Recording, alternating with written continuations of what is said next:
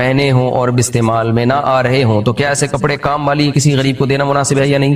بعض لوگ کہتے ہیں پرانے کپڑے غریبوں میں نہیں بانٹنے چاہیے، رہنمائی فرمائے۔ بالکل غلط کہتے ہیں، حدیث میں آتا ہے نیا لباس پہن کے پرانا صدقہ کر دینا چاہیے، اس کی حدیث میں ترغیب ہے، تو آپ غریبوں کو دے دیں، ثواب ملے گا انشاءاللہ۔ فرحین صاحبہ نے کراچی سے پوچھا ہے اولاد کے کتنے لاڈ اٹھانے چاہیے؟ اولاد کے کتنے لاڈ اٹھانے چاہیے؟ میرا بیٹا نماز کا پابند ہے، قرآن بھی پڑھتا ہے، مگر کمپیوٹر پر گیم کھیلتا ہے، 1 لاکھ کا کمپیوٹر مانگ رہا ہے، ہماری استطاعت بھی ہے، اگر دلا دیں تو گناہگار تو نہیں ہوں گے؟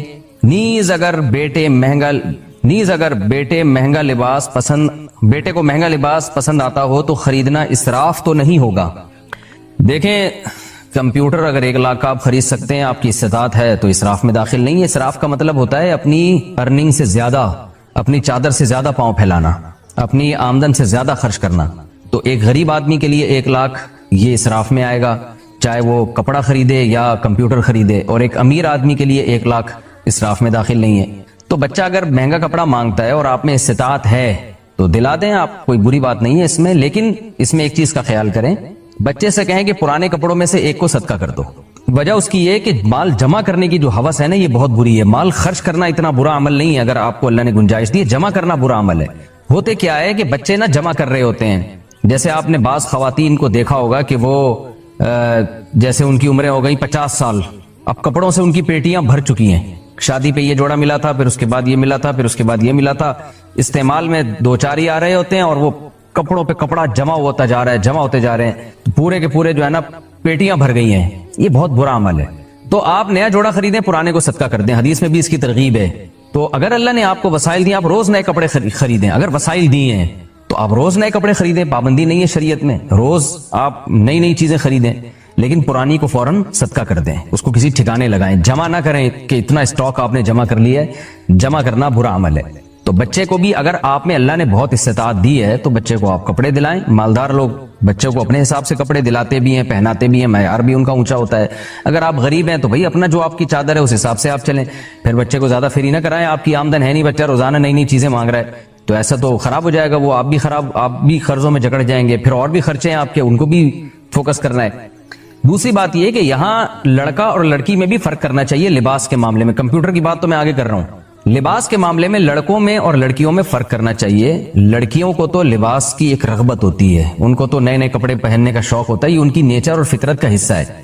حضرت حکیم الامہ مولانا اشرف علی تھانوی رحمہ اللہ نے لکھا ہے کہ بچوں میں جو لڑکے ہیں نا، ان کو بچپن سے ہی باور کرانا چاہیے کہ بیٹا تم ماشاءاللہ لڑکے ہو، تمہارا کام اللہ نے جو تمہارے ذمہ کام لگائے ہیں اس میں یہ ہر وقت کپڑے اور اپنے جو ہے نا وہ نوک پلک درست کرنا یہ لڑکیوں کا کام ہوتا ہے، تم تو لڑکے ہو ماشاءاللہ، تمہیں کیا یہ کپڑوں میں زیادہ دلچسپی مت لو، ان کو یہ باور کرائیں۔ جیسے ہمیں یاد ہے ہم چھوٹے بچے تھے تو جب بچیاں جو ہے نا لڑکیاں عید کی رات پہ مہندی لگا رہی ہوتی تھیں تو ہم بھی جا کے بیٹھ جاتے تھے کہ بھی ہمارے بھی لگاؤ۔ تو مجھے یاد ہے اپنی میری دادی کا ملفوظ، اللہ ان کی مغفرت فرمائے، وہ میں نے بھی ایک دن مہندی لگوا لی، سب لگوا رہی ہیں بچیاں تو ہم نے بھی جا کے، ہم بھی بچے تھے، ہم نے کہا جی ہمیں بھی لگا دو، تو لگانے والوں نے ہمارے بھی لگا دی۔ تو ہماری دادی نے دیکھا تو ان کو بہت غصہ آیا، انہوں نے مجھے کہا کہ دیکھو بیٹا، جو لڑکا مہندی لگاتا ہے ہاتھ میں یا پاؤں میں وہ تلوار نہیں اٹھا سکتا، یعنی موٹیویٹ کیا جاتا تھا کہ بھئی تمہیں اللہ نے مرد بنایا تو مردوں والے کام کرو، یہ جو چیزیں ہیں زیادہ فیشن اور زیادہ کڑھائیاں اور یہ سب چیزیں یہ لڑکیوں کے کام ہوتے ہیں، لڑکوں کے نہیں ہوتے۔ تو لڑکے کو آپ اچھے کپڑے پہنائیں، سوبر سا ڈریس پہنائیں، یہ منع نہیں ہے، لیکن اس کو زیادہ ان چیزوں میں نہ گھسنے دیں کہ ہر وقت شیشے کے سامنے بیٹھا رہے اور نوک پلک درست کرتا رہے اور کپڑوں پہ اکڑتا رہے۔ اس سے بولے لڑکا تو لڑکا بھاگتا با اور لڑتا ہوا اور کلابازیاں کھاتا ہوا اچھا لگتا ہے، اور وہ ایکسرسائز کرتا ہوا اچھا لگتا ہے، اس کے ذمہ بڑے بڑے کام ہیں، زیادہ ان چیزوں میں زیادہ نہ پڑے وہ، یعنی ایک حد تک تو ٹھیک ہے زیادہ، کیونکہ میں دیکھ رہا ہوں آج بعض بچوں کو، لڑکوں کو، کہ وہ بھی لڑکیوں والے فیشن کر رہے ہیں، ماں باپ ابھی سے ان کو بگاڑ رہے ہیں، پاؤڈر لگا رہے ہیں، ان کے سرخی لگا رہے ہیں، کیا کر رہے ہو تم، اپنے بیٹے کو کیا مخنث بنا رہے ہو، کیا کر رہے ہو؟ تو اس لیے یہ کام بہرحال نہ کریں۔ باقی یہ کہ نیا جوڑا خرید کے دینا ہے، مہنگا اگر آپ میں استطاعت ہے تو پرانا والا صدقہ کروائیں۔ باقی رہی بات ویڈیو گیم کی، جو پہلے نمبر پہ آپ نے پوچھا تھا، ویڈیو گیم بچوں کو کھیلنے دینا جائز ہے، کوئی گناہ نہیں ہے، لیکن اس میں بہتر تو یہی ہے کہ وہ نہ کھیلیں، کیونکہ بچہ جسمانی ایکٹیویٹی کرتا ہے، اس کا ذہن بھی فریش ہوتا ہے، اس کی صحت بھی اچھی ہوتی ہے، بیمار بھی کم ہوتا ہے۔ بچوں کے ہاتھ میں جب آپ ویڈیو گیم پکڑا دیں گے، ان کی گردن کے مسائل، وہ گردن یوں جھکا کے دیکھتے رہتے ہیں موبائل، کمر کے مسائل کھڑے ہو سکتے ہیں ان کے لیے، پھر وہ فزیکل ایکٹیویٹی اس کی نہ ہونے کے برابر ہو جاتی ہے، دماغ پہ الگ اثرات پڑتے ہیں، پھر وہ جو کارٹون یا ویڈیو گیم میں جو اس کو میسج مل رہا ہے اس سے اس کی جو روحانی تربیت ہے اس پہ بھی فرق آتا ہے. تو اس لیے ویڈیو گیم سے بچوں کو دور رکھیں. پھر بھی بعض دفعہ یہ خطرہ ہوتا ہے کہ آپ نے بہت زیادہ بچے پہ ویڈیو گیم کے بارے میں سختی کی تو وہ باغی بھی بن سکتا ہے. تو تھوڑا ماحول کا، انوائرمنٹ کا بھی رعایت کرنا اس زمانے میں ضروری ہے، کیونکہ بچے پھر بغاوت پہ آ جاتے ہیں. وہ دیکھتے ہیں سب لوگ کر رہے ہیں، ہمیں ماں باپ منع کر رہے ہیں. اور حرام بھی نہیں ہے ویڈیو گیم یا یہ جو اس طرح کی کمپیوٹر پہ چیزیں جو بشرطے کہ کوئی ناجائز عنصر نہ اس میں، تو حرام بھی نہیں ہے. تو پھر آپ بچے کو اگر کمپیوٹر لے کے دے رہے ہیں ویڈیو گیم، تو اس کا ٹائم کا پابند کریں کہ اتنی دیر آپ کو کھیلنے کی اجازت ہے. دوسری بات، بچے کو اس کا پابند بنانا ہے آپ نے، یہ بہت سختی کرنی ہے کہ بند کمرے میں بچہ کمپیوٹر کے سامنے کبھی بھی نہیں بیٹھے گا. یہ تو سوال ہی پیدا نہیں ہوتا، یہ تو بچے کو بگاڑنے کا آپ پورا انتظام کر رہے ہیں. کتنا ہی نیک بچہ ہو، بند کمرے میں کمپیوٹر پہ کبھی بھی نہیں بیٹھے گا. جہاں بھی بیٹھے گا وہ سب کے سامنے اوپن کمپیوٹر کو یوز کرے گا. تو میرا خیال اگر اتنی پابندی آپ کر لیتے ہیں کہ بھائی بند کمرے میں نہیں بیٹھنا آپ نے اور سب کے سامنے یوز ہوگا، پھر بے شک ویڈیو گیم کھیل لے تھوڑی دیر، لیکن اس کو ٹائم کو پابند کریں کہ آپ نے اتنی دیر آپ کو کمپیوٹر پہ بیٹھنے کی اجازت ہے. کیونکہ اگر آپ یہ بھی پابندی لگائیں تو اس میں خطرہ ہوتا ہے، بچے پھر باغی ہو جاتے ہیں. اور ویسے بھی کمپیوٹر پہ جب بیٹھے گا تو اسے کچھ مفید چیزیں بھی بتائیں کہ بھئی یہ یوٹیوب پہ، فیس بک پہ یہ اچھے کام ہے، یہ غلط کام ہے. تو تھوڑا سا اس میں اویئرنیس پیدا ہوگی تو وہ آہستہ آہستہ اس کو پازیٹیو یوز اس کا زیادہ ہوگا. اگر آپ نے مکمل پابندی لگا دی کہ نہیں کمپیوٹر پہ بیٹھنا ہی نہیں ہے، تو بعض دفعہ یہ ہوتا ہے بچے پھر چھپ کے بیٹھتے ہیں، پھر وہ تمام حدود کو کراس کرتے ہیں کیونکہ وہ غلط سمجھ کے پھر کمپیوٹر پہ بیٹھتے ہیں. تو جب غلط سمجھ کے بیٹھتے ہیں، ان کو پتا ہے ماں باپ نے پابندی لگائی ہوئی ہے، تو وہ چھپ چھپ کے دیکھیں گے، پھر غلط چیزیں دیکھنے کا عنصر ان میں، خطرہ ان میں زیادہ ہوتا ہے. اور اس بات کا بھی خطرہ ہوتا ہے کہ جب اچانک یہ پابندیاں ان سے اٹھیں گی تو وہ غلط چیز میں مبتلا ہو جائیں گے. تو یہ جدید ٹیکنالوجی ایسی چیز ہے کہ والدین کو اپنے سامنے ہی بچے کو ٹرین کر دینا چاہیے، اپنے ہی سامنے ان کو بچوں کو ٹرین کر دینا چاہیے، تربیت کرنی چاہیے کہ دیکھو بیٹا یہ چیز اس میں دیکھنے کی ہے اور یہ چیز ایوائڈ کرنے کی ہے. تو اس طرح کا اگر آپ کرتے ہیں تو پھر ٹھیک ہے، پھر اس میں کوئی حرج نہیں ہے. وہ 1 لاکھ کا کمپیوٹر ہو 2 لاکھ کا ہو، وہ آپ کا ہیڈک ہے، آپ کو اللہ نے وسائل کتنے. بھائی مفتی صاحب جنازے کی نماز کے بارے میں بتائیں، وجل ثناؤ کا پڑھنا چاہیے کہ نہیں پڑھنا چاہیے؟ وجل ثناؤ کا کے الفاظ ثابت نہیں ہیں. چپل پر پاؤں رکھ کر نماز جنازہ پڑھنے والا کیسا ہے؟ چپل پہ پاؤں رکھا، چپل اگر پاک ہے تو اس کو پہن کے بھی نماز ہو جاتی ہے، ناپاک ہے تو پھر پہن کے نہیں ہوگی. اب باقی پاک ہے ناپاک ہے تو دیکھیں، اگر کوئی ایسی جگہ پہ رہتا ہے نا جہاں خشک نجاست لگتی ہے چپلوں پہ، جیسے کوئی خشک گوبر لگ گیا تو اس کو تو رگڑنے سے ہی پاک ہو جاتا ہے. تو ایسی چپلوں کو یا جوتے کو آپ زمین پہ اچھی طرح رگڑ لیں، بس وہ پاک ہو جائیں گے. لیکن اگر ایسی جگہوں پہ چپل لے کے جاتے ہیں جہاں گیلی نجاستیں ہوتی ہیں، جیسے پیشاب وغیرہ ہے، جیسے واش روم میں چھینٹیں بہت پڑ رہی ہوتی ہیں نا، وہ تو سب گیلی یعنی تر نجاست جسے کہتے ہیں جو لیکوڈ فارم میں ہوتی ہیں، تو وہ دھوئے بغیر پاک نہیں ہوتی. تو اس لیے احتیاط اس زمانے میں اسی میں ہے کہ چپل اتار کے یا چپل کے اوپر پاؤں رکھ کے پڑھ لیں، یعنی چپلوں سے پاؤں باہر نکالیں اور اوپر پہنے نہیں اس کو. بہتر یہی ہے تاکہ احتیاط پر عمل ہو جائے. اور جب ایک سوال کو میں اسکپ کر رہا ہوں، کسی اور وقت اس کا جواب دوں گا. ایک امام نے کہا جتنے لوگ مسجد میں موجود ہیں سب پہ نماز جنازہ فرض ہے. جنازہ بالکل تیار ہو نا تو پھر وہاں جتنے لوگ موجود ہوتے ہیں سب پہ فرض ہو جاتا ہے. جنازہ اگر بالکل ریڈی ہے اور کوئی آپ کو کوئی ایمرجنسی بھی نہیں ہے، کہتے ہیں، ہم نے بھی یہ سنا ہے، مجھے پوری تحقیق نہیں لیکن علماء سے سنا ہے، خود سے تحقیق نہیں ہے. دوسری جگہ میں تحیات میں کتنی درود شریف پڑھنے سے سجدہ سا واجب ہوتا ہے؟ اتحیات میں اگر آپ 4 سنتیں مؤکدہ پڑھ رہے ہیں یا فرض نماز پڑھ رہے ہیں یا وطر پڑھ رہے ہیں، جیسے ظہر سے پہلے کی 4 سنتیں ہیں یا فرض نماز ہے یا وطر، تو ان کے پہلے قعدے میں اتحیات کے بعد اٹھنا لازم ہے. اگر آپ نہیں اٹھیں گے، درود شریف پڑھیں گے یا آگے دعا پڑھیں گے تو یہ جائز نہیں ہے. باقی کتنا درود شریف غلطی سے پڑھ لیا تو سجدہ صاحب کرنا پڑے گا، تھوڑا سا پڑھنے سے نہیں. تو اس میں بہت سی کتابوں میں لکھا ہے اللہم صلی علی محمد، تو وہ ٹھیک نہیں ہے. ایھا النبی کی ہاں تک، وجہ اس کی یہ ہے کہ اس بارے میں ہمیں قرآن و سنت سے واضح طور پر کچھ بھی نہیں ملتا کہ کتنی تاخیر سے سجدہ صاحب واجب ہوگا. اتنا تو ہے کہ اتحیات سے آپ کھڑے ہو جائیں، کیونکہ نبی صلی اللہ علیہ وسلم پہلے قعدے میں اتحیات کے بعد کھڑے ہو جایا کرتے تھے. تو اس سے پتہ چلتا ہے آگے درود پڑھنا جائز نہیں ہے، تاخیر جائز نہیں ہے قیام میں. لیکن اب ہمیں قرآن و سنت میں واضح طور پہ نہیں ملتا کہ کتنی تاخیر. تو فاتقوا اللہ ما استطعتم، قرآن کہتا ہے جتنی اللہ سے استطاعت ہے ڈرنے کی ڈرو. تو مجتہدین نے پھر اجتہاد کیا ہے. اب ظاہر ہے تاخیر، یہ میں اس لیے اتنی ڈیٹیل بتا رہا ہوں کہ لوگ فوراً کہتے ہیں کون سی حدیث میں ہے کہ جی یہاں تک پڑھنے سے واجب ہوتا ہے. تو آپ بتا دیں پھر کہاں تک پڑھنے سے واجب ہوتا ہے، اس پہ آپ حدیث پیش کر دیں. تو جب قرآن و سنت میں واضح نہیں ہوتی تو پھر اجتہاد کیا جاتا ہے نا. تو اجتہاد بھی یہ بات ہے کہ فقہا نے اس کو اجتہاد کیا ہے کہ یہ نماز ہے تو نماز کے ایک رکن کے بقدر اگر تاخیر ہو جائے، کیونکہ یہ تاخیر نماز میں تاخیر سمجھی جاتی ہے، ایک ایسا رکن جس میں پراپر رکن ادا ہو سکتا ہے، تو پراپر رکن کم سے کم 3 تسبیحات سے ادا ہوتا ہے پراپر، جیسے 3 دفعہ کم از کم آپ سبحان ربی العظیم پڑھیں گے رکوع میں، کم سے کم 3 دفعہ جو سنت کا ادنا درجہ ہے. تو اس لیے حضرات نے کہا، فقہا نے لکھا کہ کم سے کم 3 دفعہ کی تسبیحات کے بقدر اگر تاخیر ہو جائے تو سجدہ سہو واجب ہوگا. یعنی ایک رکن ایک حیثیت ہوتی ہے اس کی. اب اس سے بہت سے لوگ یہ سمجھے کہ 3 دفعہ تسبیح کا مطلب 3 دفعہ سبحان اللہ، حالانکہ اس میں تسبیح سے مراد نماز کی تسبیح مراد تھی. تو بعض حضرات اس طرف گئے جتنی دیر میں 3 دفعہ سبحان اللہ آپ کہہ سکتے ہیں، لیکن صحیح بات یہ ہے کہ جتنی دیر میں سبحان ربی العظیم یا سبحان ربی الاعلی کہہ سکتے ہیں. تو وہ جو حروف بنتے ہیں ایھا النبیو کی ہا تک بنتے ہیں. اصل تو یہ کہ اتنی تاخیر ہو جائے، تو حضرات فقہا نے آسانی کے لیے کہ بھئی 3 دفعہ تسبیح جو ہے نا وہ ایھا النبیو کی ہا تک پوری ہو جاتی ہے. تو اس لیے وہاں تک اگر کوئی تاخیر کر لے تو سجدہ سہو واجب ہے، اور وہاں تک تاخیر نہ کرے، اس سے کم پڑے تو سجدہ سہو واجب نہیں ہوتا. اچھا بھائی مفتی صاحب، حال ہی میں جو جامعۃ الرشید کو یونیورسٹی کا درجہ دیا گیا ہے، تو کیا اب جامعہ میں تمام دنیاوی علوم پڑھائے جائیں گے؟ اگر کسی کو صرف دنیاوی تعلیم حاصل کرنی ہے تو کیا جامعۃ الرشید میں کی جا سکتی ہے؟ اور کیا جامعۃ الرشید سے LLB ہو سکتی ہے؟ ہو سکتا ہے، ہو سکتی، ہر لفظ کو اردو میں بگاڑا جا رہا ہے. جو چیزیں ہو سکتا تھیں ان کو بھی ہو سکتی بنا دی ہے. LLB ہو سکتا ہے، ہو سکتی نہیں ہے بھائی. تو جامعہ میں یونیورسٹی کا درجہ مل گیا اس کو تو سارے علوم پڑھائے جائیں گے. LLB آپ وہاں سے کریں انشاءاللہ. MBBS میاں بیوی بچوں سمیت بھی وہاں ہو سکتا ہے ہو جائے. تو ٹھیک ہے، ایک MBBS وہ ہے جو میڈیکل کالج کراتے ہیں، ایک MBBS سادہ MBBS ہے جو ہر پاکستانی کرتا ہے.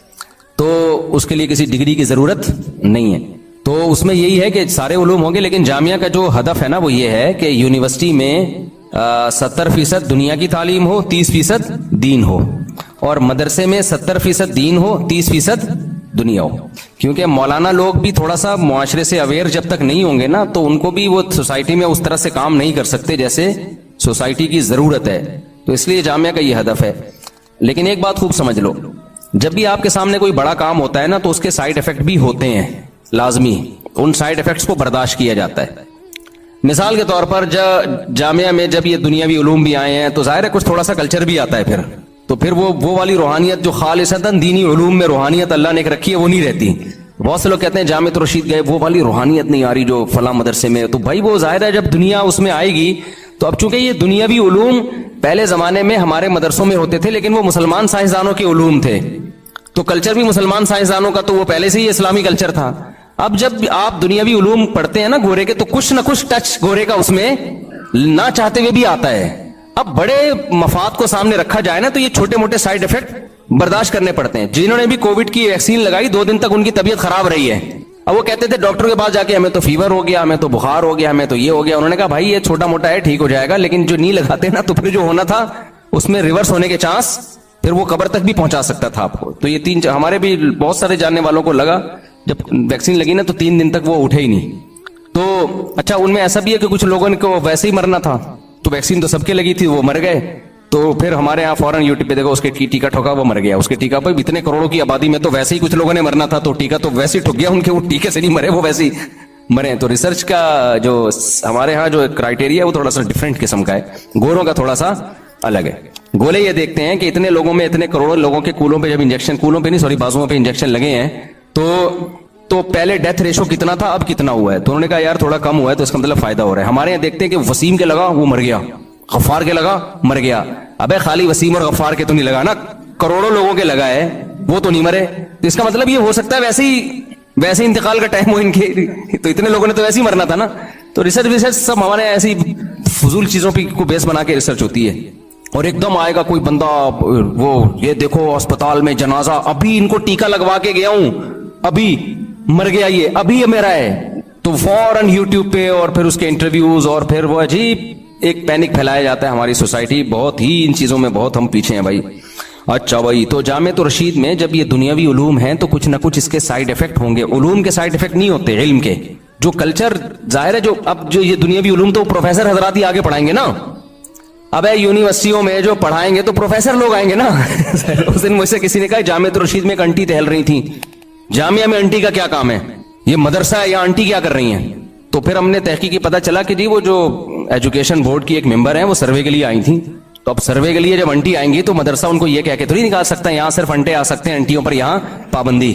وہ تو گورنمنٹ کی ریکوائرمنٹ ہے بھائی. وہ جو بھی سروے کے لیے جو بھی آئے گا, چاہے وہ کچھ بھی ہو, مرد ہو یا عورت ہو یا کچھ بھی ہو, وہ کچھ بھی, کیونکہ LGBT بھی بہت پھیل رہا ہے نا, تو وہ کچھ بھی ہو اس کو آپ روک نہیں سکتے. تو جب یہ چیزیں آئیں گی تو تمام لوازمات کے ساتھ آئیں گی. اب اس میں دیکھنا یہ ہے کہ بڑا نقصان کس میں ہے, کہ انٹی کی وجہ سے ہم ایجوکیشن ہی پہ پابندی لگا دیں تو پھر بھائی پھر جو اس کے جو سائیڈ افیکٹ ہیں وہ بہت ہی خطرناک ہیں. تو اس لیے یہ سب چیزیں برداشت کرنی پڑتی ہیں. اس کی مثال ہے کہ بھائی جب آپ جو یونیورسٹی میں پڑھتے ہیں تو اس میں بھی تو اس کے بھی تو سائیڈ افیکٹ ہیں یا نہیں ہیں. کتنے لڑکے ہم سے کہتے ہیں ہم کراچی یونیورسٹی میں, ہم پنجاب یونیورسٹی میں, وہاں جا کے نظر کی حفاظت نہیں ہوتی, یہاں تبلیغ میں سر روزہ لگا کے ایسا دل بنتا ہے, روحانیت پیدا ہوتی ہے, وہ وہاں جا کے 2 دنوں میں روحانیت کی ایسی کی تیسی ہو جاتی. تو اب ہم ان کو یہ مشورہ دیں کہ پڑھنا چھوڑ دو آپ, اور جب تک 100% اسلامی حکومت قائم نہیں ہوتی اس وقت تک نہ پڑھو. تو اسلامی حکومت تو پتہ نہیں قائم ہو نہ ہو, تھوڑا بہت جو مسلمان سائنس اور ٹیکنالوجی کے میدان میں کچھ نہ کچھ آگے بڑھ رہے ہیں وہ بھی پیچھے. تو بالکل ہی جاہل, بالکل ہی نرے کورے کے کورے ہو جائیں گے. صرف اتنا رہ جائے گا کہ نظر کی حفاظت روحانیت کو لے کے بیٹھے ہوئے ہوں گے اپنے کمرے میں, اور تھوڑے دنوں میں جب آپ پر دشمن طاقتیں آپ کو کھائیں گی نا تو وہ روحانیت بھی تیل لینے چلی جائے گی. تو دنیا کے ساتھ جب مقابلہ کرنا پڑتا ہے, بالکل اس کی مثال ہمیں قرآن میں بھی ملتی ہے. جب تبوک کی لڑائی تھی نا تو اس میں کیا تھا کہ بہت سخت فتنہ تھا اس میں لڑائی میں, یعنی بڑی سخت لڑائی تھی. تو بعض منافقین نے کہا کہ ہم نہیں جا رہے, اور دلیل یہ دی کہ وہاں کی عورتیں بڑی خوبصورت ہیں. وہ تو تھا نا رومی تھے تو انگریزوں کے باپ دادے, تو وہ بڑی خوبصورت عورتیں ہیں, تو ہمیں فتنے کا ڈر ہے, ہم جنگ میں جائیں گے ان لڑکیوں پہ نظر پڑے گی, ایکچولی ہم کس میں آ جائیں گے, فتنے میں آ جائیں گے. تو قرآن نے ان کی اس عمل کو اپریشیٹ نہیں کیا کہ اتنے نیک پرہیزگار لوگ کہ اس کو یہ خطرہ ہے کہ نظر کی حفاظت نہیں ہو سکے گی, لہذا ان کو یہ بالکل صحیح نیت سے رک رہے ہیں. قرآن نے کہا الا فی الفتنۃ سقطوا, فتنے میں تو تم پڑ گئے ہو جہاز سے بچ کے. جہاز سے پیچھے رہنے میں جو فتنہ ہے, دشمن حملہ کر کے کاٹ کے کھا جائے گا تمہیں, سارا اسلامی نظام تباہ و برباد ہو جائے گا, ساری محنت ضائع ہو جائے گی. یہ فتنہ بڑا ہے, اور یہ جو تم فتنے کی بات کر رہے ہو یہ جھوٹ بول رہا ہے فتنے کے نام پہ. اگر اس کو اللہ کا خوف ہوتا نا تو یہ اس فتنے کو چھوٹا سمجھتا, اس فتنے کو بڑا. تو یہ لیبل لگا رہے ہیں فتنے کا, اصل فتنہ نہیں ہے. اصل تو یہ کہ اس کو جہنم کی آگ کا خوف نہیں ہے. تو بعض دفعہ لیبل بڑا اچھا لگایا جاتا ہے, لیبل بڑا اچھا لگایا جاتا ہے, ایکچولی اصل میں نظر کی حفاظت. بھائی آگے مسلمان قوم کا بیڑا غرق ہو رہا ہے تو نظر کی حفاظت کرو, ہم نہیں کہہ رہے کہ وہاں جا کے نہیں کرو, روحانیت ختم ہو رہی ہے اس کو دوبارہ سے انسٹال کرو سافٹ ویئر, وہ لگے رہو, لیکن ساتھ ساتھ آپ کو سائنس اور ٹیکنالوجی کے میدان میں آگے بڑھنا پڑے گا. اس میں اگر آپ پیچھے ہو گئے نا مسلم قوم تو بیڑا غرق ہو جائے گا. سمجھتا ہے کہ نہیں سمجھتا ہے؟ تو اس لیے اب یہ تو سب چیزیں سوسائٹی کا حصہ ہیں, تو اب انہی میں رہ کے ہی آپ نے نیک بننا ہے. ایسا نیک بننے کے لیے پھر جنگل میں ہی جانا پڑے گا, اور وہاں رہ کے پھر کسی کام کے نہیں رہو گے آپ. اچھا بھائی, تو اس لیے جامعۃ الرشید کام جو کر رہا ہے اس کے سائیڈ افیکٹ ہم مانتے ہیں کہ ہوں گے, اور وہ ہو سکتا ہے آگے جا کے اس سے بھی زیادہ سائیڈ افیکٹ آپ کو نظر آئے. آپ کہیں کیسا مدرسہ ہے یار, یہاں تو لڑکیاں بھی پڑھ رہی ہیں. اب یونیورسٹی میں آپ ایسا نہیں کر سکتے کہ لڑکیوں پہ پابندی لگائیں. ہاں جامعہ یہ ضرور کرے گا کہ لڑکیوں کے لیے سیپریٹ انتظام ہوگا, کو ایجوکیشن نہیں ہوگی, لیکن لڑکیاں بھی ہوں گی. اب یہ تو یعنی اس کے بغیر تو آپ کو آپ کی یونیورسٹی رجسٹرڈ ہی نہیں ہوتی, اس کو پرمیشن ہی نہیں ملتی ہے. تو اب اس میں یہ ہے کہ اچھا یار وہ لڑکیاں بھی آ رہی ہیں, بھائی آ رہی ہیں. اب اس میں یہ ہوگا کہ جو مدرسہ البنات کی لڑکیوں کا ماحول ہوتا ہے وہ والا ماحول وہاں پر نہیں ہوگا, لیکن کوشش کریں گے کہ کم از کم وہ والا بےہودہ ماحول نہ ہو جو دیگر یونیورسٹی میں ہو رہا ہے. تو شر کو جب ختم کرنے کی کوشش کی جاتی ہے نا, تو یا تو آپ کے پاس ریاست ہو, حکومت ہو, پھر تو آپ بالکل جیسے افغانستان میں کر دی انہوں نے تو پوری پابندیاں لگا دی, اس ڈریس میں آئیں گی ورنہ نہیں آئیں گی, ٹھیک ہے نا. اور جب آپ کے پاس ریاست ہو تو ایسا ہے, اگر ریاست نہیں ہے آپ کے پاس تو پھر شر کو اگر آپ ختم نہیں کر سکتے تو آپ کم کرنے کی کوشش کریں. کم از کم جامعہ لڑکیوں کے لیے, یونیورسٹی کے لیے ایک ایسا پلیٹ فارم تو دے دے گا نا کہ جو اسکارف لینا چاہتی ہیں, جو ایک لبرل ماحول میں نہیں پڑھنا چاہتی, ان کو تو ایجوکیشن کے لیے اچھی جگہ ملے گی نا. اب تو جو پردہ کرنا چاہتی ہے, جو چاہتی ہے کہ میں برائی سے بچوں, اس کے پاس بھی کوئی آپشن ہے ہی نہیں, اس کے پاس کوئی آپشن ہی نہیں ہے. تو اس کو یا تو ایجوکیشن سے محروم ہو جائے یا اسی بےہودہ ماحول میں جائے. وہ جو چل رہا ہے, ابھی میں زیادہ نہیں بولتا کیا ماحول چل رہا ہے, تو ہم ایسا نہ ہو کہ یونیورسٹی والے مجھے بولیں گے تو کس قسم کی باتیں کر رہا ہے. تو رپورٹیں جو آ رہی ہے نا, ایجوکیشن کے علاوہ بھی بہت کچھ یونیورسٹیوں میں ہوتا ہے, بہت زیادہ نہیں ہوتا لیکن ہوتا ہے. تو بگڑ رہی ہیں لڑکیاں, تو کم از کم جامعۃ الرشید اتنا تو کر دے گا نا کہ جس نے نہیں بگڑنا وہ یہاں کے پڑھ لے. بھائی تھوڑا سا تمیز کا ڈریس ہوگا, اس میں کچھ پابندیاں لگا دیں گے, کچھ نہیں لگا سکتے. تو یہ اب اس میں بھی ظاہر ہے آپ اس کو جب کمپیئر کریں گے دیگر مدارس سے تو ظاہر ہے وہ والی روحانیت نہیں ہوگی. جو دیگر مدارس میں تو بالکل ایک اسلامی ماحول ہوتا ہے, لیکن جب آپ فیوچر سے آپ مقابلہ کریں گے کہ یار اگر ہم نے اس شر کو ختم کرنا ہے, اب یہ فیوچر میں کوئی ایسی لڑکی جو اسلامی ماحول میں ایجوکیشن حاصل, وہ چاہتی ہے ڈاکٹر بنے لیکن تمیز کے ماحول میں بنے, تو پھر اس کے آپ کے پاس کیا حل ہے؟ اس کے لیے تو پھر یہی حل ہے بھائی, یہ برداشت کرنا پڑے گا. بڑی مصیبت سے بچنے کے لیے ہمیشہ چھوٹی مصیبت کو برداشت کیا جاتا ہے. سمجھتے ہو کہ نہیں سمجھتے؟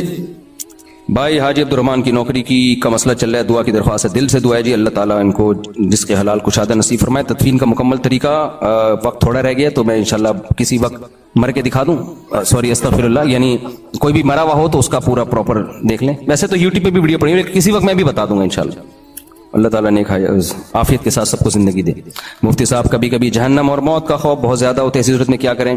دیکھو بعض لوگوں میں جہنم یا موت کا خوف دل کی کمزوری کی وجہ سے بھی ہوتا ہے, تقویٰ نہیں ہوتا, وہ دل کی ویکنس. جب تھوڑی سا بھی انسان کا دل کمزور ہو, صحت کمزور ہو نا, تو وہ چھوٹی چھوٹی چیزوں سے بہت ڈر رہا ہوتا ہے. تو اس کے لیے ہے آپ خمیرہ ابریشم کھائیں صبح صبح. یہ حکیم صحیح بتا رہا ہوں, خمیرہ ابریشم جو ہے نا یہ حکیمی دوا ہے. بعض حکیمی دوائیں بڑی خاندانی ہیں, بڑی خاندانی. اسی طرح ایک خمیرہ مراویر کر کے آتا ہے کوئی, دل کے لیے بہت اچھی چیز ہے. تو ایسے دل کو جن کو گھبراتا رہتا ہو نا, لیکن کسی حکیم سے مشورہ کر لیں, کیونکہ ظاہر ہے وہ ایک میٹھی دوا ہے, تو ایسا نہ ہو شوگر وگر کا مسئلہ ہو تو وہ کھا کے شوگر لیول ہی نہ بلند ہو جائے. تو کوئی کسی حکیم سے اپنی نبض وبض, کوئی تمیزدار اچھا حکیم ہو, ڈرامے باز نہ ہو, تو اس سے ویلیو رکھتی ہے جیسے اللہ کی بات. لیکن ثبوت میں فرق ہے. اللہ کا کلام جو ہم تک پہنچا ہے وہ قطعی ہے, یقینی ہے, اس میں غلطی کا دور دور تک شائبہ نہیں ہے. جبکہ حدیث میں جب کوئی راوی بیان کرتا ہے حدثنی فلان قال فلان, تو فلاں سے بیان کرنے میں خطا ہو سکتی ہے. اب اس ہو سکنے کی بیس پہ حدیث کو رد نہیں کیا جائے گا. منکرین حدیث نے تو حدیث ہی رد کر دی نا بھائی. ایک آدمی اگر بیان کر رہا ہے تو غلطی بھی تو ہو سکتی ہے بھائی. ہو سکنے کی بیس پہ اگر ہم یہ مان لیں تو پھر تو دنیا میں کوئی کام ہو ہی نہیں سکتا. آپ جہاز میں بیٹھو گے, ہو سکتا ہے کہ وہ گر جائے. ٹرین میں جاؤ گے, ہو سکتا ہے وہ ٹریک سے اتر جائے. جج کے سامنے 10 لوگوں نے گواہی دے دی کہ یہ بندہ جمشید کو تو میں نے ابھی رخصت کر دیا, وسیم قاتل ہے, ہو سکتا ہے یہ غلط ہو سکتے ہیں کہ تو دنیا بہت بڑی ہے. تو اس لیے حدیث حجت ہے, چاہے خبر واحد ہو چاہے خبر متواتر ہو. لیکن اس ہو سکنے کے امکان کو اس وقت ویلیو دی جاتی ہے جب یہ اپنے سے زیادہ یقینی کے خلاف ہو. 100 آدمی ایک خبر آپ کو دے رہے ہوں اور ایک اس کے خلاف دے رہا ہو, تو وہ ایک اگرچہ سچا ہو لیکن اب اس سے غلطی کا امکان بڑھ گیا ہے. تو امام ابو حنیفہ حدیث کو حجت مانتے ہیں, دلیل مانتے ہیں. لیکن اگر قرآن کے یا حدیث متواتر کے مقابلے میں ہو تو صحیح ہونے کے باوجود بھی اس کو حجت نہیں مانتے. اس میں یا تو تعویل کریں گے یا اس کو رد کریں گے. جبکہ امام شافعی رحمہ اللہ تعالیٰ کا اصول اور ضابطہ یہ ہے کہ خبر واحد کو بھی وہی ویلیو دی جاتی ہے جو خبریں, یعنی جو قرآن کی آیت کو ویلیو دی جاتی ہے. اور اس اصول کی بیس پہ آگے احکام میں بھی فرق آتا ہے. ایک حکم بھی میں بتا دیتا ہوں. مثال کے طور پر قرآن مجید میں زانی کی سزا ہے الزانیۃ والزانی فاجلدوا کل واحد منہما 100 جلدہ. جو کنوارا مرد کے بارے میں, یہ مرد یا عورت زنا کرے 100 کوڑے مارو, یہ قرآن میں سزا ہے. حدیث میں آتا ہے کہ البکر بالبکری جلد 100 و تغریب عامن. کنوارا مرد یا کنواری عورت اگر زنا کرے تو 100 کوڑے مارو اور 1 سال کے لیے اس کو ملک سے باہر نکال دو. اب امام شافعی اور امام احمد ابن حنبل کہتے ہیں کہ 1 سال کے لیے ملک سے باہر بھی نکالا جائے گا, جلا وطن بھی کیا جائے گا. امام حنیفہ کہتے ہیں نہیں, قرآن میں جو زانی کی سزا بیان کی ہے وہ A to Z کمپلیٹ سزا ہے, 100 کوڑے. لہذا یہ جو 1 سال کی جلا وطنی ہے اس حدیث کو تو رد نہیں کرتے. یہ نبی کریم صلی اللہ علیہ وسلم کا حکم یہ سزا کے طور پہ نہیں ہے, یہ قاضی کو مشورے کے طور پر ہے. کیونکہ زانی اور زانیہ میں عشق ہو جاتا ہے نا اکثر, تو اس بات کا خطرہ ہے کہ یہ دوبارہ زنا کر لیں گے تو اس کو یہاں سے کیا کرو. تو وہ کہتے ہیں کہ لیکن بعض دفعہ یہ ہوتا ہے کہ کچھ حالات ایسے ہوتے ہیں کہ اگر زانیہ عورت کو آپ نے جلا وطن کیا تو وہاں تو کمانے کا کوئی ذریعہ ہی نہیں ہے, تو عین ممکن ہے وہ زنا ہی کو پیشہ نہ بنا لے. تو کہتے ہیں یہ جو خبر واحد ہے یہ قرآن سے جو مضمون ثابت ہو رہا ہے اس کے خلاف ہے. خلاف کا مطلب بالکل یہ خلاف نہیں ہے. تو انہوں نے حدیث میں تعویل کی. بلا وجہ حدیث میں تعویل کرنا یہ منکرین حدیث کا کام ہے, یاد رکھو. بلا وجہ تعویل کرنا جائز نہیں ہے, لیکن ایک مضبوط دلیل کے خلاف آ رہی ہے تو اس میں امام ابو حنیفہ تعویل کرتے ہیں. جبکہ امام شافعی کہتے ہیں, امام احمد بن حنبل بھی یہی کہتے ہیں کہ نہیں بھائی سزا بھی دی جائے گی اور 1 سال کے لیے جلا وطن بھی کیا جائے گا. ایک اور مثال لے لیں اس کی. قرآن مجید میں آتا ہے چور کا ہاتھ کاٹنے کا حکم ہے نا قرآن مجید میں. چور کا ہاتھ, چور کرنے والا مرد ہو, چوری کرنے والا مرد ہو یا عورت ہو, دونوں کا ہاتھ کاٹ ڈالو, یہ قرآن میں حکم ہے. امام حنیفہ کہتے ہیں کہ اگر چور نے چوری کی, کسی کی گھڑی چرا لی اور بیچ کے پیسے کھا گیا اور اب اس کا ہاتھ کٹے گا تو وہ گھڑی یا اس کے پیسے واپس کرنا اس کے ذمے نہیں ہے, بس وہ گئے, ٹھیک ہے نا. ہاں وہ گھڑی ایز اٹ از پڑی ہوئی ہے مل جاتی ہے تو اٹھا کے دے دی جائے گی, لیکن وہ گھڑی کھا گیا نا بیچ بوجھ کے, تو اب اس کے ذمے اس کی قیمت نہیں ہے.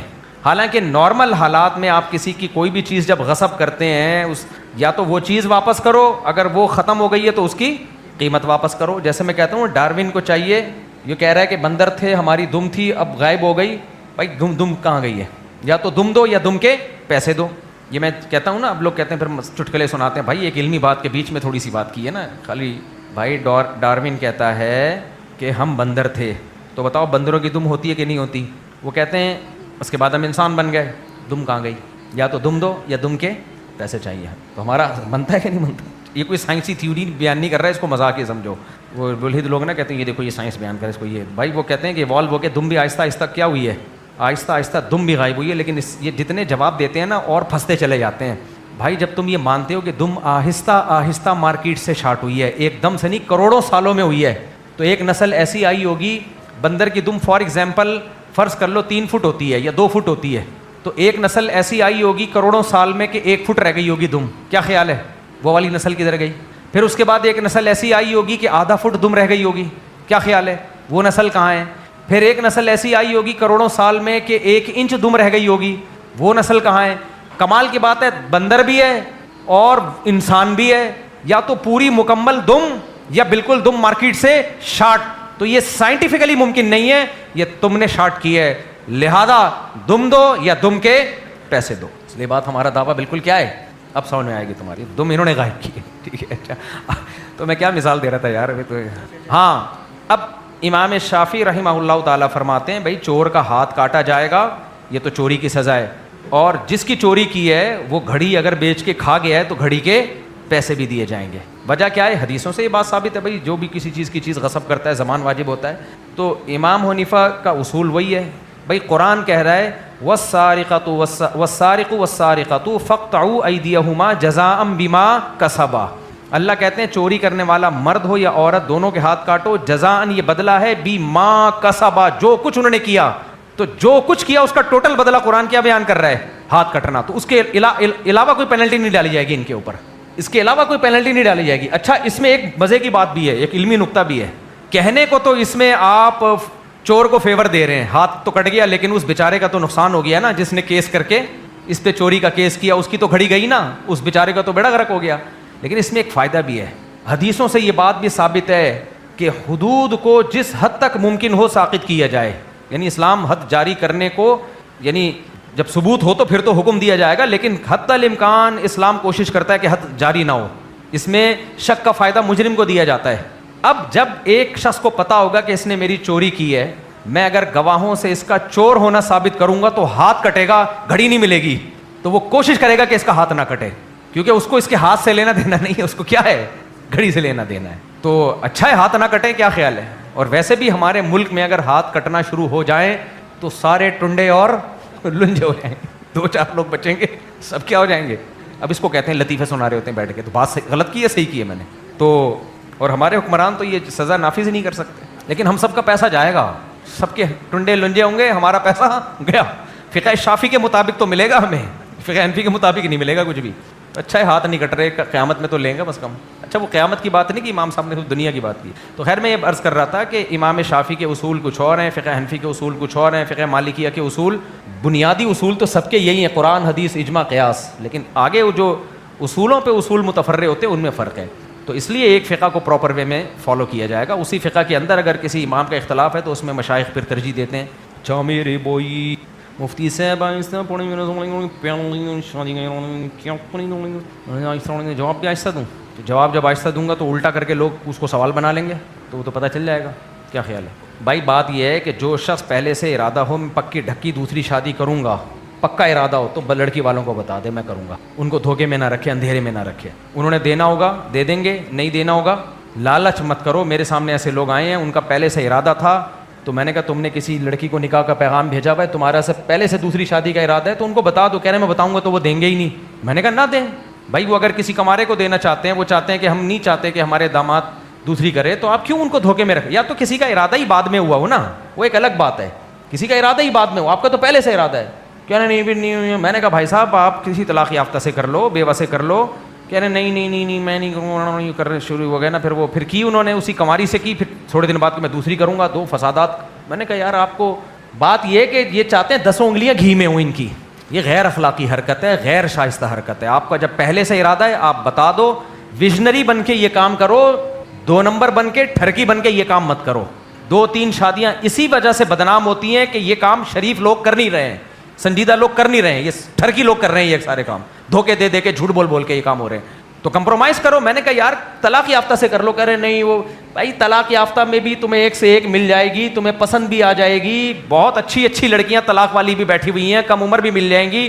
نہیں جی میں نے کنواری صحیح کرنی ہے. تو سارے مزے تم نے کمبختوں دنیا میں اڑانے ہیں، تو یہ نہیں ہو سکتا. اور میں نے کہا یہ بھی دماغ سے نکال دو. یہ کماری کا بھوت بھی نکال دو. بھائی بہت سی طلاق یافتہ کماری سے زیادہ اچھی ہوتی ہیں، بہت سی بیوہ کماری سے زیادہ اچھی ہوتی ہیں.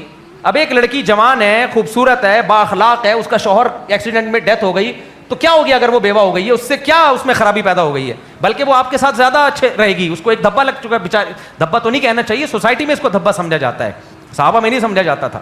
ایک سوسائٹی میں جس کو ایک عیب سمجھا جاتا ہے، حقیقت میں کوئی عیب نہیں ہے. تو میں نے کہا وہ تمہارے سے زیادہ اچھا گزارا کرے گی. نہیں وہی بات ہے، چھتے میں منہ دے کے شہد پی رہے ہیں اور پھر بولتے ہیں مکھیاں کاٹ رہی ہیں. دفعہ یہاں سے سالے کہیں کے. یہ بدنام کرتے ہیں شادیوں کو اور رسوا کرواتے ہیں اس فلسفے کو. غیرت مند بنو. کیا بنو؟ غیرت مند. شریف لوگوں کی طرح شادیاں کرو، عزت داروں کی طرح. لڑکیوں کو پٹانے کی کوشش مت کرو. جب کوئی لڑکی رابطہ کرے بولو تمہارے باپ سے بات کروں گا. کس سے بات کروں گا؟ میرے سامنے کیس آئے ہیں فیس بک پہ، لڑکی پھنسا لی، داڑھی والے بندے نے، ٹوپی والے آدمی نے پھنسا کے. میں نے کہا یار تیری بیٹی کو کوئی پھنسائے تو دے دے گا اس کو؟ جو اپنی بیٹیوں کے لیے پسند نہیں کرتے دوسروں کے ساتھ یہ کیوں؟ شریف بنو. باپ کو کس کو پیغام بھیجو؟ کہتے ہیں نہیں ہوگا. نہیں کوئی بات نہیں، دنیا مسافر خانہ ہے. نہیں ہوگی نا شادی، زیادہ سے زیادہ مر جائے گا نا، کوئی مسئلہ نہیں ہے. شریف آدمی مر جائے، عزت کے ساتھ چلا جائے، یہ زیادہ اچھا ہے. اور جانے کے بعد لوگ بول رہے ہیں فلاں کی پھنسایا تھا، فلاں کو لے کے بھاگا تھا اور فلاں سے آنکھ مٹکے کرتا تھا، تو یہ اچھی موت نہیں ہے. تو شریف لوگوں کی طرح نکاح کیا کرو، لڑکیوں کے باپوں کو پیغام بھیجا کرو اور عزت کے ساتھ. اور یہ چھپن چھپائی اور دھوکے اور 2 نمبریاں. اور یاد رکھو سچ میں ٹینشن ہوتی ہے وقتی، اس کے بعد سکون ہوتا ہے. جھوٹ میں وقتی سکون ہے، زندگی بھر ٹینشن. ہمارے ایک دوست تھے، پرانی بات ہے، کسی کو نہیں، ان کو بھی نہیں پتہ چلے گا ان کی بات ہو رہی ہے، وہ بہت کم بیان سنتے ہیں. انہوں نے ایسا ہی کیا. انہوں نے کیا کیا کہ وہ شادی کی، کوئی معاشقہ ہو گیا تھا. اب دوسری شادی کی ماں باپ کی مرضی سے، بتایا نہیں کسی کو تاکہ ماں باپ کو بھی پتہ نہ چلے اور یہ ہو کہ بھائی میں پہلی شادی کر رہا ہوں. اب وہ بڑی خاندانی لڑکی تھی جو ان کی دوسری وائف تھی، وہ یہ سمجھ رہی ہے کہ میں ان کی پہلی وائف ہوں. وہ مجھے خود اپنا واقعہ سنا رہے تھے، جس ہے نا، یہ ہے 15-20 سال پرانا واقعہ. اب جب شادی ہو گئی پکڑے گئے ایک دن. اب جھوٹ بول کے نا چلا رہے ہیں دونوں کو. جب پکڑا گیا ہے نا تو اتنی ڈپریشن میں آیا ہے کہ اس کو ہارٹ اٹیک ہوتے ہوتے بچا ہے. اتنی ڈپریشن میں آیا ہے اور مستقل بیماری اس کو، ڈپریشن کی، اسٹریس کی، بلڈ پریشر کی مستقل بیماری لگ گئی. مستقل میڈیسن پہ آ گیا. جوان آدمی، جوانی میں بال سفید ہو گئے. کیونکہ وہ خاندانی لوگ تھے. انہوں نے بولا یار تم نے ہمارے ساتھ دھوکہ کیسے کیا؟ بیوی تو چلی گئی وہ چھوڑ کے، دوسری وائف. کیا تم نے دھوکہ کیسے کیا ہمارے ساتھ؟ تو جھوٹ جو ہے نا، جھوٹ اس کی ٹینشن پوری زندگی کی ہے.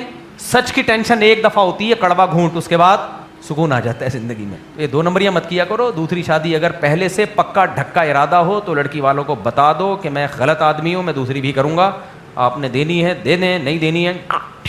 میں نے جب دوسری کی تھی تو بتایا تھا میں تیسری بھی کروں گا. تو بہت سے رشتے نہیں ہوئے میرے اس چکر میں، بہت سے رشتے. ورنہ آج 19 کے بجائے کتنے ہوتے؟ 4-5 اور ملا لیں ساتھ میں. تو کیا ہوا؟ تمیز سے 19 ہو گئے. یہ زیادہ اچھا ہے نا، بدتمیزی کے ساتھ 25 ہوتے تو. تمیز کے 19، بدتمیزی کے ساتھ 25 سے کیا ہے؟ بہتر ہے. پھر وہ بچے بھی ڈرامے بازیاں کر رہے ہوتے. جب ان کو پتا ہوتا ہمارے ابا نے بھی 2 نمبری کی تھی تو بچے بھی کیا کرتے؟ پھر بچے ابا سے بھی 2 نمبری، اماں سے بھی 2 نمبری، ہر جگہ. پھر یہ پورا نسل میں ڈی این اے میں 2 نمبری آ جاتی ہے. سمجھ رہے ہو؟ بالکل صاف نہیں. کس نے کہا بھائی؟ حدیث میں آتا ہے احف الشوارب. احفا عربی میں مبالغہ کو کہتے ہیں. تو شوارب جو مونچھیں ہیں حدیث میں آتا ہے اس کو مبالغہ کر کے کاٹو. تو زیادہ بہتر یہی ہے، باقی رکھنا بھی جائز ہے.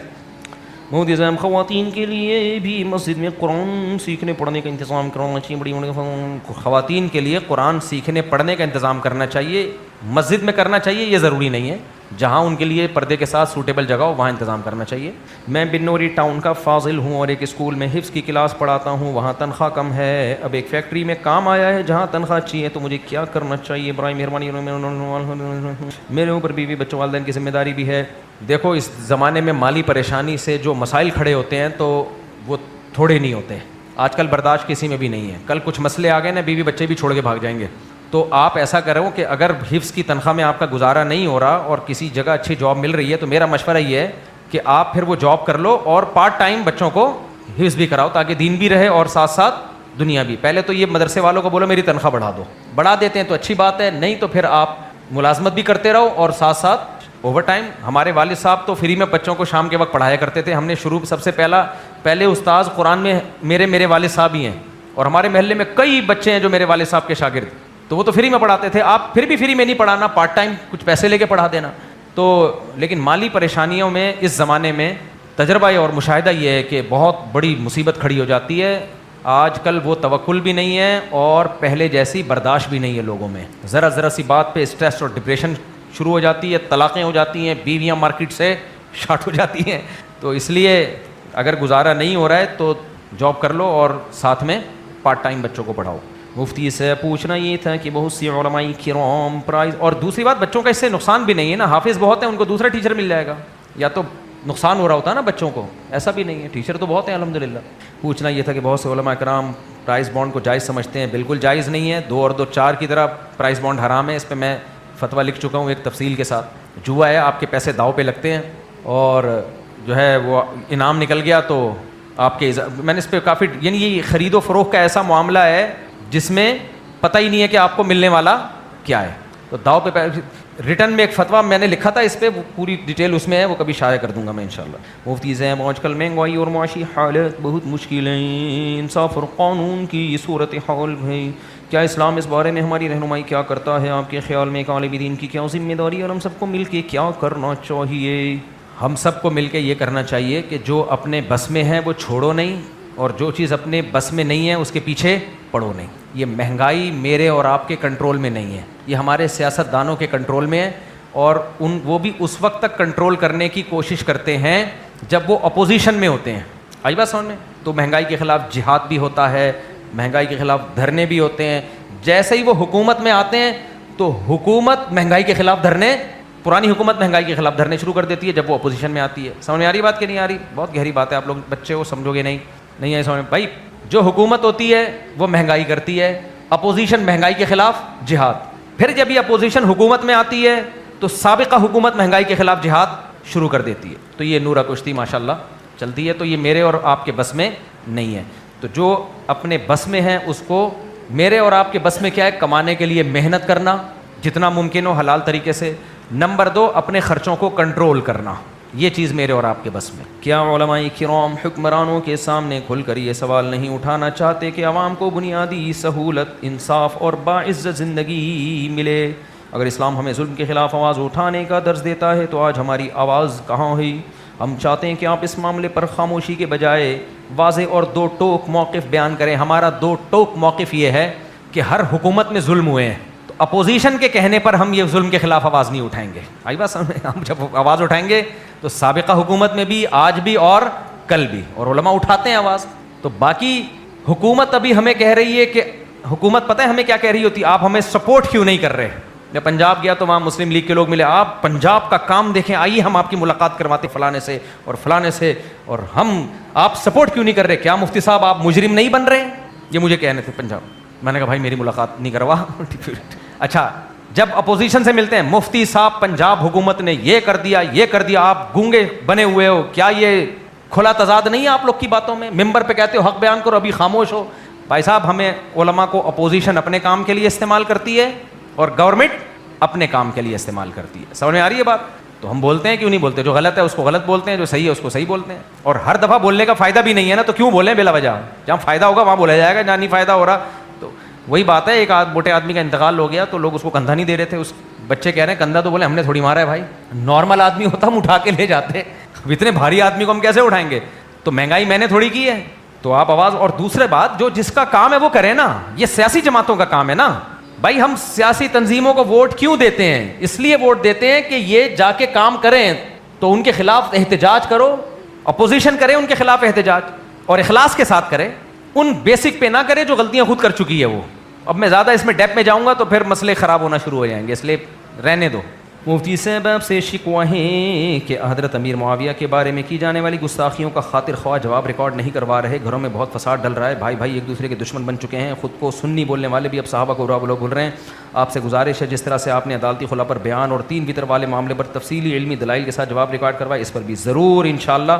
میں اصل میں آج کل ایک ٹاپک پہ بہت زیادہ مصروف ہوں, وہ جو میں نے بتایا تھا کہ اسلام کیا ہے, اسلام کا انٹروڈکشن, تاکہ یہ جو فرقہ واریت اور شرک ہماری سوسائٹی میں, بدعتیں ہماری سوسائٹی میں پھیل رہی ہیں نا, تو ایک غیر مسلم بھی اگر اسلام کو سمجھنا چاہتا ہے کہ اوریجنل اسلام, تو اس کو پتہ چلے کہ واٹ از اسلام. تو یہ پورا ایک کورس میں لکھ رہا ہوں, ساری صلاحیتیں میری اس پہ لگی ہوئی ہیں. اور کمال کی بات ہے حضرت معاویہ کی سیرت پہ پوری کتاب میں نے میز پہ سامنے رکھی ہوئی ہے, اس لیے کہ فوراً اس کے بعد کس پہ آنا ہے, اس ٹاپک پہ آنا ہے. السلام چلیں. علیکم. السلام علیکم. ارشاد. مغرب کی ایسے نماز جماعت کے ساتھ ہم لوگ دوسری رکعت میں آئے نا, اب امام صاحب جو ہے وہ سمی اللہ لمن حمیدہ, مطلب پہلے وہ کھڑے ہوتے ہیں پھر اس کے بعد سمی اللہ لمن حمیدہ بولتے ہیں نا, تو اب ہم دوسری رکعت میں شامل ہوئے تو آواز پہ مدار ہوگا یا اس کو دیکھیں ہم امام صاحب دیکھیں امام صاحب کو, آواز پہ مدار نہیں ہوگا. اور امام کو چاہیے کہ کھڑے ہونے کے بعد سمیع اللہ نہ کہے, جیسے ہی کھڑے ہونے لگے تو اسی وقت سمیع اللہ لمن حمیدہ کہے, تاکہ مقتدیوں کو کنفیوژن نہ ہو. اور اگر مجمع وغیرہ آپ دیکھ نہیں پائے امام صاحب کو کہ وہ کھڑے بس ہوئے, غالب گمان پہ عمل کرے, اپنا خیال لگائے کہ امام رکوع میں ہے یا نہیں ہے. آواز پہ مدار نہیں ہوگا. نہیں. میری رائے یہ ہے کہ آپ نے دھرو راٹھی کا تذکرہ کیا, چونکہ آپ کو لاکھوں لوگ سنتے ہیں, اور دھرو راٹھی ایک بہت بڑا ایتھیسٹ ہے, ان کا کام یہی ہے. ابھی ریسنٹلی ویڈیو بھی اپلوڈ, جی, تو کہیں ایسا نہ ہو کہ جب آپ ان کا نام لے رہے ہو اسے نہیں, میں نے دھرو راٹھی کی جو پازیٹیو چیز تھی اس کو پازیٹیو وے میں بیان کیا, لیکن دھرو راٹھی نے جو خدا کے وجود کا انکار کیا ہے اس پہ بھی میں ایکشن ریکارڈ کروا چکا ہوں کہ دھرو راٹھی کی دلیل ٹھیک نہیں ہے خدا کے انکار پہ. اور وہ یہ جتنے بھی منکرین خدا ہیں یہ ایوالو, ارتقائی نظریہ جو ہے نا, ارتقاء کہ ایوالو ہوئے ہم, اس کو بنیاد بناتے ہیں, اور یہ بنیاد ہی غلط ہے, یہ بنیاد ہی غلط ہے. اب یہ کہتے ہیں یہ کیسے کہہ سکتے ہیں بنیاد غلط ہے, یہ کوئی سائنسدان ہے, کچھ چیزیں کامن سینس کی ہوتی ہیں. سائنس چونکہ خدا تو ویسے بھی عقل سے بالاتر ہے نا, تو وہ تو سائنس کی دسترس میں آتا ہی نہیں ہے. اب سائنس نے ہر چیز کا جواب دینا ہوتا ہے کیوں کا. اب کیوں کا جواب دینے کے لیے جو بھی عقل سے قریب تر چیز ان کو ملے گی اس کو وہ مارکیٹ میں لے آئیں گے. اب وہ قریب تر تو ہے, قریب ہے نہیں. قریب تر میں اور قریب میں فرق ہے. تر کا مطلب یہ ہوتا ہے دوسرے نظریے کی نسبت یہ نظریہ قبول کرنا نسبتاً آسان ہے, اس کی نسبت حقیقت میں آسان نہیں ہے. اس کی مثال ایسے ہے, آپ کو کسی نے کہا کہ یہ جو ہے 100 کلو کی بوری اٹھاؤ, ممکن ہے آپ کے لیے؟ بولو نہیں ہے. دوسری بوری ہے 80 کلو کی, تو ہم یہ کہیں گے 80 کلو کی بوری 100 کلو کی نسبت اٹھانا آسان ہے. اس کا مطلب یہ نہیں ہے کہ فی نفسی ہی آسان ہے, ناممکن وہ بھی ہے, نہیں اٹھا سکتے آپ. تو اب سائنسدانوں نے جب غور کیا, انہوں نے کہا کہ بھئی خدا کو تو ہم نے ماننا نہیں ہے, کیونکہ وہ تو عقل سے بالاتر ہے نا, وہ تو سائنس کی دسترس میں آتا ہی نہیں ہے نا. تو اب سائنسدانوں نے بیٹھ کے غور کیا کہ یار یہ کیسے ہوا ہوگا. تو انہوں نے کہا مے بی یہ ہوا ہو, مے بی یہ ہوا ہو, مے بی یہ ہوا ہو. تو ان کو ڈارون کا جو نظریہ ہے نسبتاً عقل کے قریب لگا, تو اس لیے وہ یہ الفاظ استعمال کرتے ہیں کہ جتنی تھی نظریے اس وقت سائنسدانوں کے آئے ہیں کہ کائنات کی ابتدا کیسے ہوئی, انسان کی ابتدا کیسے ہوئی, اس میں یہ نظریہ عقل کے قریب تر ہے. اس سے لوگوں کو دھوکا ہو رہا ہے. قریب تر ضرور ہے دوسرے نظریات کی نسبت, لیکن قریب تر ہو کے بھی عقل سے بہت بعید ہے یہ, کیونکہ اس کے لیے اتنے جھوٹ بولنے پڑیں گے, اتنے جھوٹ. سب سے پہلے تو میں نے یہ بتایا نا کہ بندر کی دم جو غائب ہوئی تو ایک دم سے کیسے غائب ہو گئی, اور دم نہیں پوری نسلیں دھماکے سے ختم ہو گئی. کہاں گئی بھائی, ایک دم صبح اٹھے انسان بن گئے. اس کا کوئی جواب ان کے پاس بولو نہیں ہے. کہتے ہیں پانی میں حیات پیدا ہوئی, وہ تو ٹھیک ہے, وہ تو قرآن بھی کہتا ہے ہر زندگی پانی سے ہے, یہ تو قرآن بھی مانتا ہے. لیکن اس پانی سے زمین پہ یعنی سمندری مخلوق زمین پہ کیسے آئی, اس کو لانے میں یہ کہتے ہیں کروڑوں سال تھوڑا تھوڑا نکلتے زمین کے عادی ہو گئے. بھائی ایک مچھلی بھی عادی نہیں ہو رہی, سیکنڈ کے لیے پانی کا جانور جب زمین پہ آتا ہے مر جاتا ہے وہ. تو کروڑوں مچھلیاں آئی ہوں گی جن میں سے ایک زندہ رہ گئی ہوگی, پھر اس نے ایسی نسل پیدا کی جس میں زمین کو برداشت کرنے کو. بھائی یہ پھینکنے پر گورنمنٹ کی طرف سے کوئی پابندی نہیں ہے. تو اس لیے ہمارے پاس جب پیغمبروں کی تعلیمات ہیں, جن پیغمبروں کے برحق ہونے کے ثبوت ہیں, تو پھر ہم کیوں ان پیغمبروں کی بات ماننے میں کیا جا رہا ہے. آدم علیہ السلام کہہ رہے ہیں کہ موسیٰ علیہ السلام بھی کہہ رہے ہیں کہ آدم سے بنایا, ابراہیم علیہ السلام بھی کہہ رہے ہیں کہ آدم اور حوا سے بنایا, عیسیٰ علیہ السلام بھی کہہ رہے ہیں. یہ ساری تو خبریں ہمارے پاس تواتر کے ساتھ نقل ہوتی چلی آ رہی, اور ان کا آپس میں کوئی لنک بھی نہیں ہے. آدم علیہ السلام کا موسیٰ علیہ السلام کا ابراہیم علیہ السلام سے کوئی ربط نہیں ہے, وہ بہت پہلے آئے, موسیٰ علیہ السلام بہت بعد میں آئے. عیسیٰ علیہ السلام کا موسیٰ علیہ السلام کے زمانے سے کوئی ربط نہیں ہے. نبی کریم صلی اللہ علیہ وسلم تو 600 سال کے بعد آئے ہیں عیسیٰ علیہ السلام کے. سارے پیغمبر, ساری آسمانی کتابیں, ساری آسمانی تعلیمات, جتنے مذاہب ہیں, سب کے سب کہہ رہے کہ ایک آدم اور ان کی بیوی حوا سے پیدا کیا. اور کمال کی بات ہے دھرو راٹھی ہی کا کلپ اس پر ایک موجود ہے, ویڈیو موجود ہے. اس ویڈیو میں دھرو راٹھی نے کہا ہے کہ کچھ چیزیں مذہبی کتابوں میں کامن ہیں, ان میں آدم بھی, حوا بھی, ابراہیم بھی, موسیٰ بھی. سمجھ میں آ رہی ہے بات؟ تو جب حالانکہ ان مذہبوں کے آپس میں کیا ہیں, ٹھیک ٹھاک اختلافات ہیں, ان اختلافات کے باوجود بھی اگر ایک خبر سب سیم نقل کرتے چلے آ رہے ہوں تو وہ خبر پھر ہوائی فائرنگ نہیں ہوتی, وہ ایک یقینی چیز ہوتی ہے. تو اس یقینی چیز کے ہوتے ہوئے مجھے کیا ضرورت ہے میں بیٹھ کے فرضی شروع کر دوں کہ بندر سے بنائے, پھر دم شاٹ ہوئی, پھر وہ مچھلی پہلے زمین پہ آ کے آباد ہونا شروع ہوئی تو زمین کے ماحول سے وغیرہ وغیرہ وغیرہ وغیرہ. یہ ماننے والی باتیں نہیں ہیں. تو دھرو راٹھی چونکہ وہ سائنٹسٹ کے طور پر اپنی ایک ریسرچ پیش کرتا ہے نا سائنسدانوں کے حوالوں کے ساتھ, تو ظاہر ہے اس میں مذہب کو کی کیا دخل اندازی ہوگی. تو اس کو مجبور ہے وہ کہنے پر کہ خدا نہیں ہے, وہ مجبور ہے یہ کہنے پر. ہاں ابھی جو میرا پورا بیان ہوا ہے, دھرو راٹھی اگر نیوٹرل ہو کے غور کرے کہ دلیل صرف سائنس کے ایویڈنس کو نہیں کہتے, دلیل کسی سچے آدمی کی سچی خبر کو بھی کہا جاتا ہے, اس کے لیے دھرو راٹھی کو پیغمبروں کی سیرت کا مطالعہ کرنا پڑے گا اور محمد صلی اللہ علیہ وسلم کی سیرت کو, آپ کی احادیث کو پڑھ کے یہ فیصلہ کرنا پڑے گا کہ آپ اللہ کے سچے پیغمبر تھے یا نہیں تھے. اگر دلائل سے ثابت ہو جاتا ہے کہ آپ سچے پیغمبر تھے تو پھر دھرو راٹھی کو آدم علیہ السلام کو بھی ماننا پڑے گا اور اماں حوا کو بھی ماننا پڑے گا. تو وہ اگر دھرو راٹھی کو اس بارے میں کنفیوژن ہے کہ محمد صلی اللہ علیہ وسلم سچے تھے یا نہیں تھے, تو میرے جیسے نالائق علماء یا دیگر علماء وہ دھرو راٹھی کے ساتھ بیٹھنے کے لیے تیار ہیں. آئیے ہم آپ کے سامنے ثبوت پیش کریں گے قرآن کے برحق ہونے کے بھی اور محمد صلی اللہ علیہ وسلم کے بھی, اس بات کے کہ واقعی آپ اللہ کے سچے پیغمبر ہیں. اور اس پر آپ کو جو اشکالات ہیں اس کے ہم جواب بھی دیں گے. سمجھ آ رہی ہے بات؟ ہاں اگر کوئی سمجھنا ہی نہیں چاہے تو پھر وہ بھائی اس کا مرض ہے. تو ہمیں تو قرآن نے نہیں کہا کہ زبردستی کوئی بات کسی پہ تھوپو, ہم تو رائے پیش کر سکتے ہیں نا. زبردستی تھوپنے کی تو قرآن نے لا اکراہ فی الدین ہے نا, زبردستی تو ہے ہی نہیں اسلام میں, بھائی آپ اپنی رائے پیش کر دیں. تو یہ مسئلہ ہے. تو دلیل صرف سائنس کے ایویڈنس کو نہیں کہتے, یہی نظریہ غلط ہے کہ ہر چیز کے لیے ضروری ہے کہ سائنسی طور پر اس کا ثبوت ہو. بھائی خدا کے وجود کے لیے ضروری نہیں کہ ہمیں سائنس سے ایویڈنس ملے, اگرچہ میں ایویڈنس دیتا ہوں سائنس سے ہی, میں تو E=mc² سے ثابت کرتا ہوں نا. ابے ای تھا تو mc² ہوگا نا, یہ mc² ہوگا تو ای ہوگا. تو پہلی دفعہ تو کہاں سے آ گیا؟ تو کوئی غیبی طاقت ہے جس نے پہلی دفعہ انرجی کو یہ mc² کو پیدا کیا؟